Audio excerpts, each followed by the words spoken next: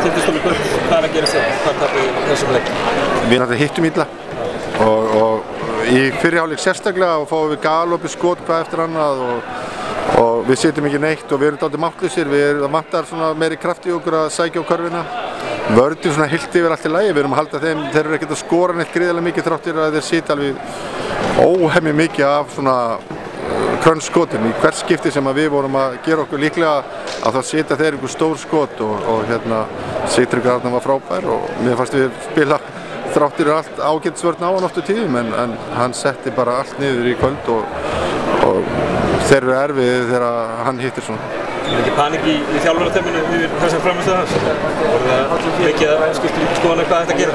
Nei, við vorum náttúrulega bara með ákveðin plan en mér fannst oft á tíðum við vera að spila ágætisvörn en hann bara neldi þessu öllu niður og þannig ég get ekkert verið að skamma leikmennina þannig sé fyrir að hafa ekki lagt sér fram. Þeir voru alveg að leggja sér fram og þeim langaði þetta jafn mikið og mig, ef ekki meir þannig að leikmenn lögðu sér fram, en bara við hittum ekki og það gerir stundum og þetta annar leikur í röð sem við hittum illa og því miður þá kostaði það okkur þessu leik dálítið mikið að því við vorum kannski ekki nógu grimmir að sækja heldur í kvöld en við vorum bara að keppa á móti Tindastólsliði sem var að spila gríðarlega vel í kvöld og þeir voru grimmar en við og voru mjög aggressífir og dómarinn leyfðu hörku og við vorum bara ekki nógu aggressífir.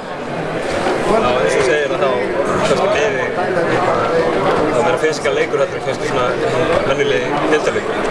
Finnst þér Tindastól að koma betur út í? Já, í þessu leik þá græddu þeir á þessum fysikal leik sko, já.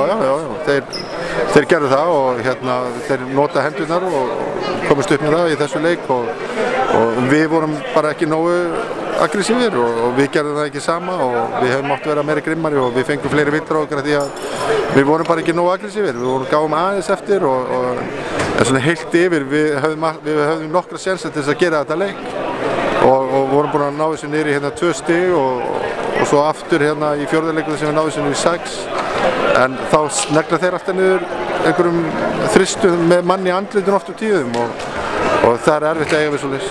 Kári, og þetta er fyrsta tap ykkar í heilangan tíma. Hvernig er þetta?